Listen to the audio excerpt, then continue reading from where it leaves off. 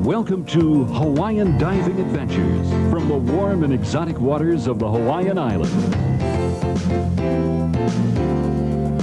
Join us each week as we explore an undersea environment full of mystery and intrigue that has evolved for countless generations.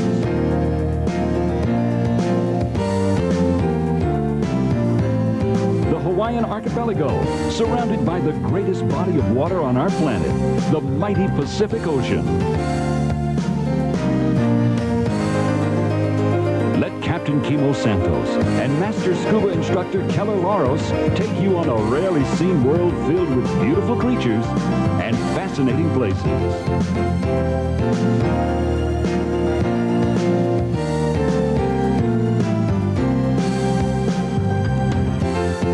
Welcome to Hawaiian Diving Adventures. Aloha! Welcome to Hawaiian Diving Adventures. We're in the Republic of Palau, one of the world's greatest dive destinations. On today's show, we're going to visit Palau, site of a historic World War II battle, and then we're going to go and dive on a ship that sank during the war. After that, we're going to go to the Blue Corner, where we're going to hook in for some big action. So stay tuned, because you don't want to miss it. We'll be right back with more Hawaiian Diving Adventures.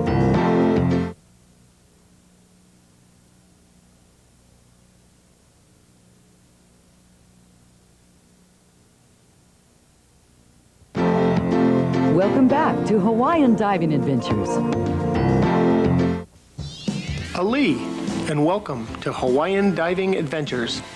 We're in the Republic of Palau, or Palau as the locals call it. These islands stretch out for about 300 miles, and it's about 4,500 miles from Honolulu and over 9,000 miles from New York. When it's noon Monday in Palau, it's 10 p.m. Sunday in New York. Most of our diving in Palau was done in and around the Rock Islands. There are more than 300 of them, and they're undoubtedly Palau's premier visitor attraction. The Rock Islands of Palau are known internationally for their marine lakes, underwater caves, shipwrecks, blue holes, and seemingly bottomless drop-offs. We were the guests of Outrigger Hotels and Resorts and the new Outrigger Palasia Hotel. Marketing executive Chris Dacus and general manager Stephen Goodall made this trip possible for ourselves and a select group of dive industry writers and editors. Sam's Tours Palau were our diving hosts during our stay. Before each outing, the staff at Sam's conducted dive briefings that I recommend paying attention to if you want to get the most out of your Palauan diving or kayaking experience. We had a chance to talk story with Sam Scott, president of Sam's Tours Palau, and he gave us an interesting perspective on these beautiful islands. I think sport diving in Palau is for the Palauan economy is really important. I believe that about 80% of the visitors coming to Palau are coming here because of the diving. The diving in Palau is probably some of the best known in the world. When Palau was first known as a diving destination, it was mostly the experienced divers coming out here. It was basically the diver's secret, and but then the secret got out.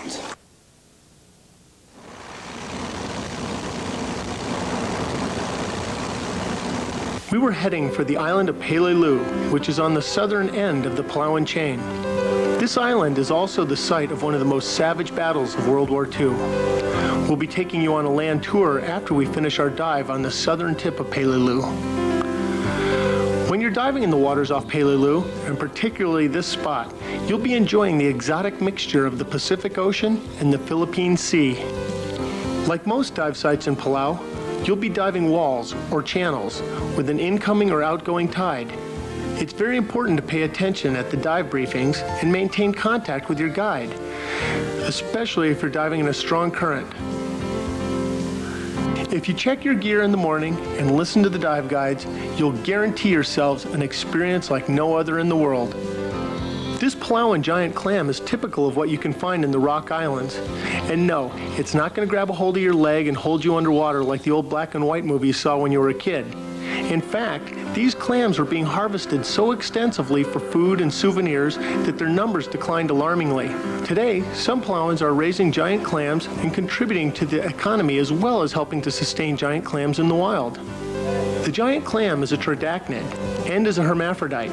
They're capable of releasing millions of eggs and sperm into the ocean. Of these millions of eggs, very few survive.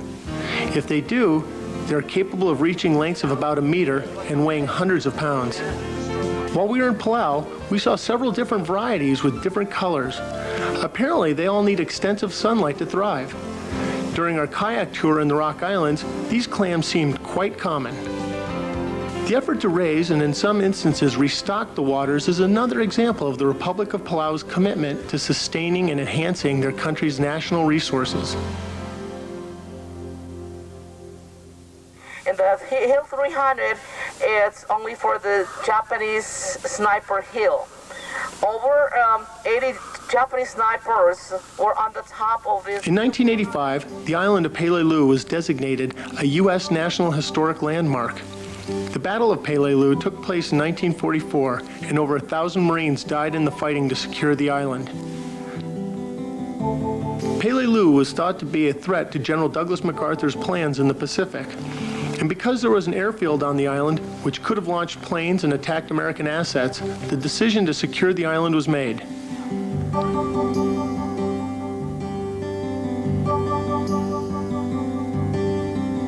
At one of the beaches the Marines landed on, there were so many dead and wounded, the water turned orange. When the island was finally secured, over 12,000 Japanese were killed. About 3 years later, in 1947, Japanese holdouts were still surrendering. Our guide Tanji told us that his parents and the rest of the islanders were relocated to another island and were spared from the naval and air bombardments. The Marine Corps erected a monument dedicated to all of their fallen comrades. It overlooks an area where some of the bloodiest fighting took place. There were 8 Congressional Medals of Honor awarded from the Battle of Palau. Captain Pope was one of the 8. Pope went into the battle with a full company of Marines, and after securing this hill from the Japanese, he walked away with less than 10 able-bodied men. We'll be right back with more Hawaiian diving adventures. Welcome back to Hawaiian Diving Adventures.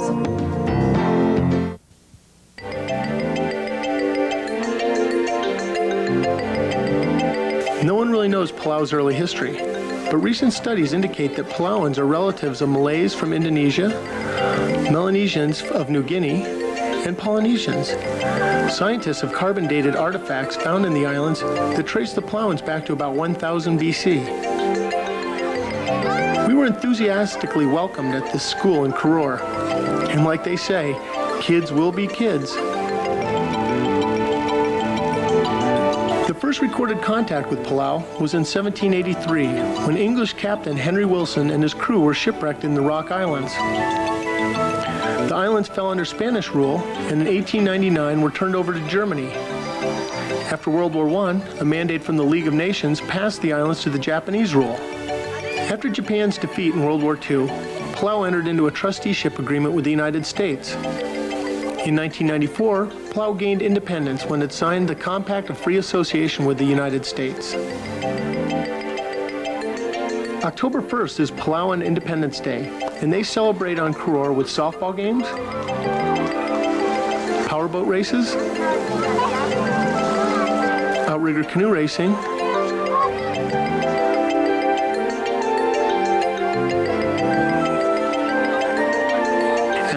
and lots of free food, balloons, and cake.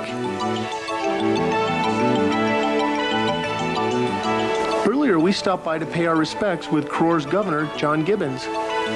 He gave us a warm Palauan welcome, and we immediately began exchanging stories of our families and homes. We also talked about the incredible natural beauty of the islands. As Koror's chief administrator, John talked about the crossroads that Palau finds itself at. As a young, independent nation, Palau is beginning to attract investors from other countries, and the challenge is to bring progress to Palau and at the same time maintain her most precious assets, those being her people and the unique beauty of the islands.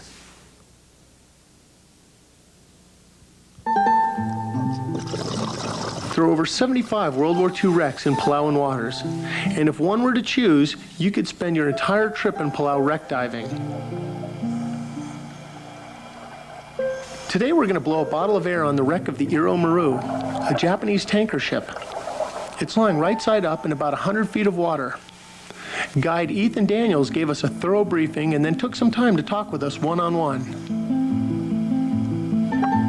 The Iro was sunk on March 31st, 1944. It was sunk by planes from the USS Yorktown, one of the aircraft carriers that was within the area. There were 2 aircraft carriers in the area during those 2 days, March 30th and 31st, and the operation that the U.S. called it was Desecrate 1, and during those 2 days they sunk over 60 ships.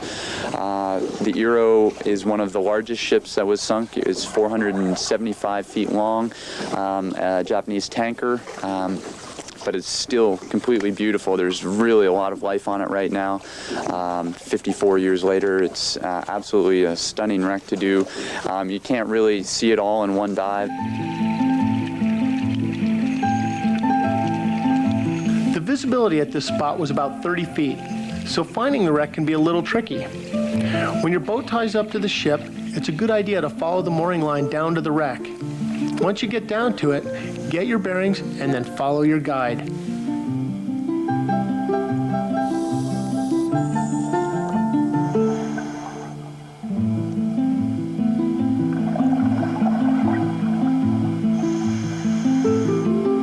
Our game plan didn't call for any serious penetrations into the hull, so we stuck to the upper decks of the ship. Heading for the bow of the ship, we entered into what we think is the bridge of the Iro Maru.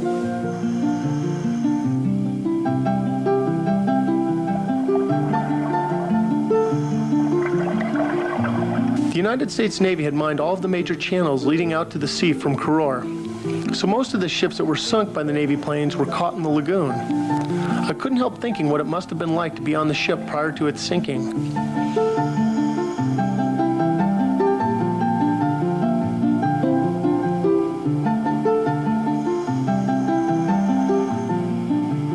I wonder what ports the ship had called upon during her life, and the cargo she'd carried in her holds.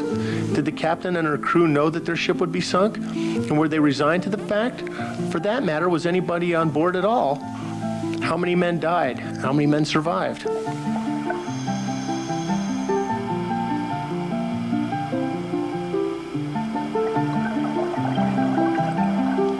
Many of the 75 ships were bombed and sunk inside this lagoon where maneuverability was not very good. It really must have been a very desperate situation. Were the crews forced to remain on board, or did they have compassionate leaders that would shelter their men on shore, away from the swarms of American fighters and bombers?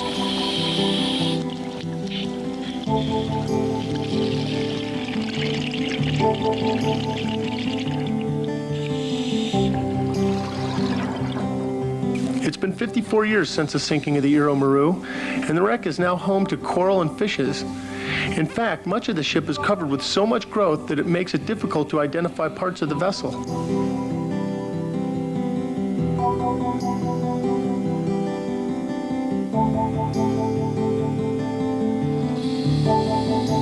During our ascent, I glanced at my dive computer and was amazed at the incredible 90-degree water temperature it was registering. It was our last dive of the day, and during our safety stop, we were all looking forward to another magical day in the Rock Islands of Palau.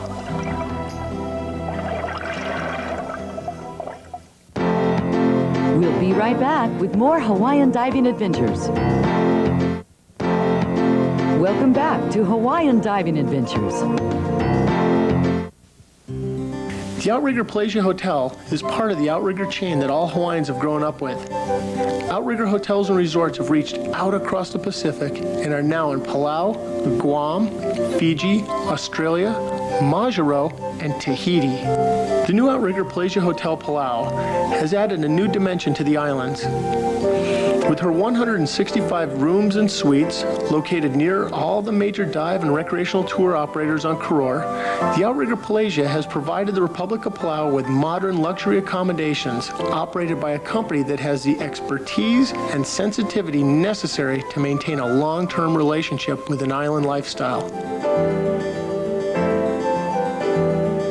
Stephen Goodall, general manager of the Outrigger Palasia, went above and beyond the call of duty to take care of the crew of Hawaiian Diving Adventures, and for that we cannot thank him enough. In Hawaii, we're always talking about the spirit of aloha. Well, I can tell you that the aloha spirit is not unique to Hawaii. It's very much a part of Palau and her people.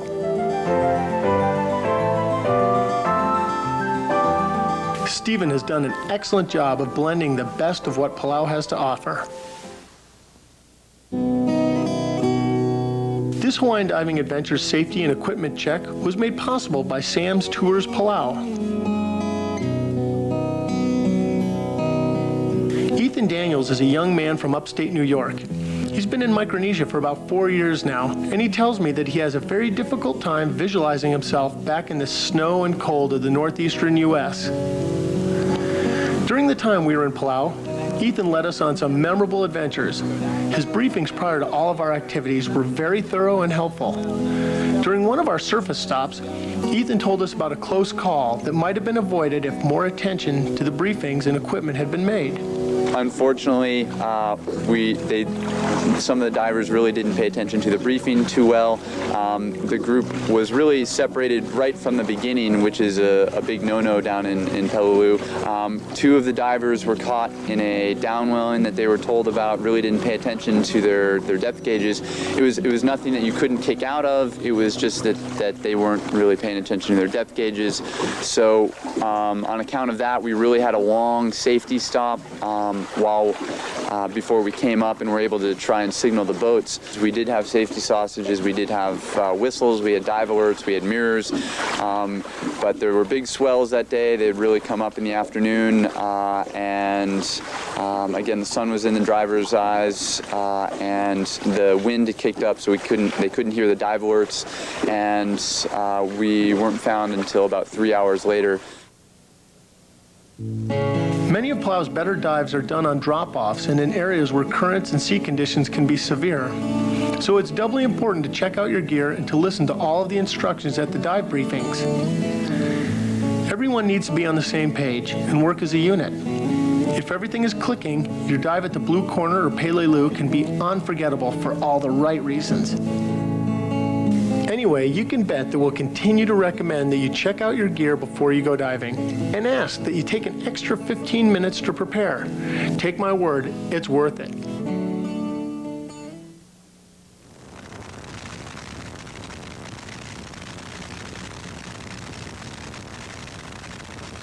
On one of our final dives, Sam Scott chose the world-famous Blue Hole and Blue Corner. Both of these spots face the Philippine Sea and are arguably the most famous dive spots in the world.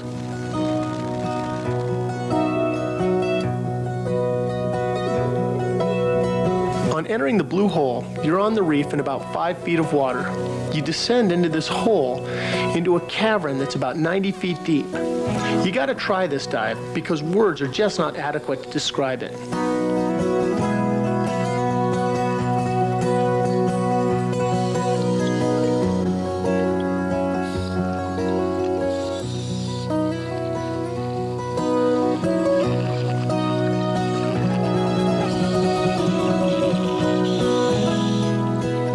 From the Blue Hole, it's a short swim to check out the big action at the world-famous Blue Corner. This is where you hook into the reef and let nature take its course. At the corner, you're literally looking at a living, breathing aquatic food chain.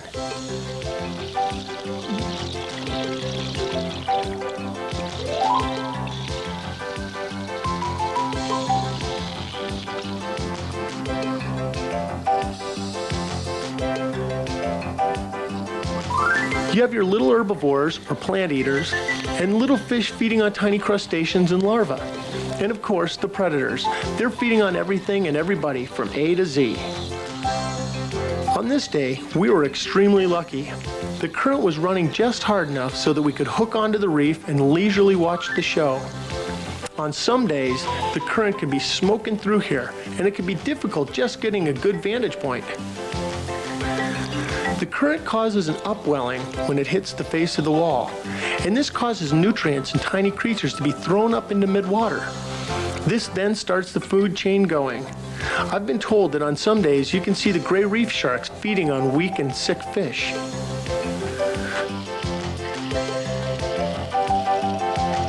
always remember my first time in Palau. And now I know why so many of my buddies have been here so many times. There's so much to do here. I know I could spend my whole life just exploring the Rock Islands.